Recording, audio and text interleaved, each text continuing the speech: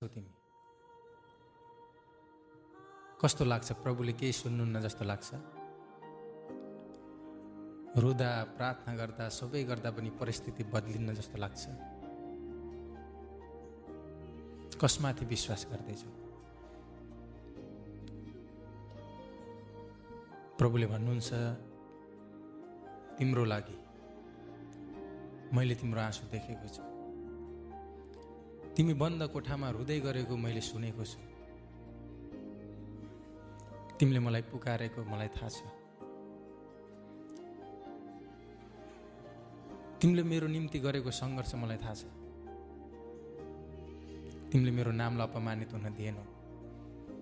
मानिसले तिम्रो परमेश्वरले के गर्छ भनेर तिमीलाई बारम्बार भन्दा पनि तिमी त थामियौ त, तिमी अडियौ।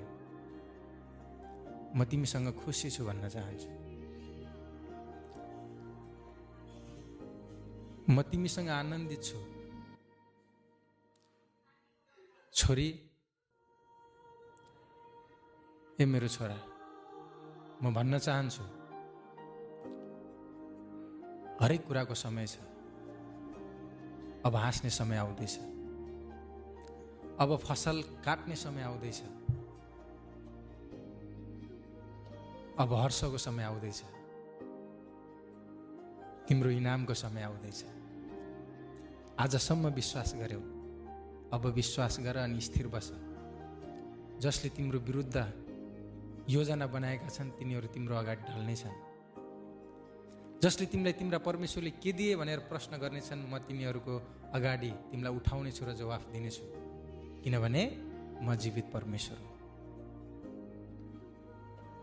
मलाई हेर जसरी आजसम्म हेरेकी छौ। मेरो वचनमाथि विश्वास गर जसरी आजसम्म गरेकी छौ। अब तिम्रो जीवन बदलिँदैछ। मैले तिमीसँग बोल्दैछु। प्रभु भन्नुहुन्छ, मेरो मण्डली, यो तपाईको निम्ति प्रभु बोल्दै हुनुहुन्छ। अब सुखको दिन आयो। अब हर्षको दिन आयो। अब कटनीको दिन आयो। उहाँमाथि विश्वास गर्नुहोस्। येशू ख्रीष्टको नाममा सबैलाई कस्तो लाग्छ? प्रभुले केही सुन्नुहुन्न जस्तो लाग्छ? रुदा प्रार्थना गर्दा सबै गर्दा पनि परिस्थिति बदलिन्न जस्तो लाग्छ? कसमाथि विश्वास गर्दैछौ? प्रभुले भन्नुहुन्छ, तिम्रो लागि मैले तिम्रो आँसु देखेको छु। तिमी बन्द कोठामा रुँदै गरेको मैले सुनेको छु। तिमीले मलाई पुकारेको मलाई थाहा छ। तिमीले मेरो निम्ति गरेको सङ्घर्ष मलाई थाहा छ। तिमीले मेरो नामलाई अपमानित हुन दिएनौ।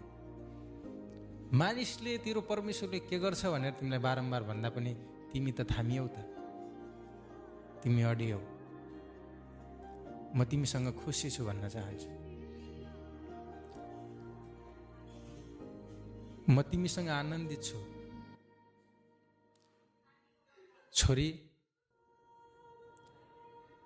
ए मेरो छोरा, म भन्न चाहन्छु,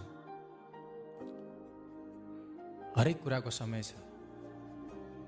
अब हाँस्ने समय आउँदैछ। अब फसल काट्ने समय आउँदैछ।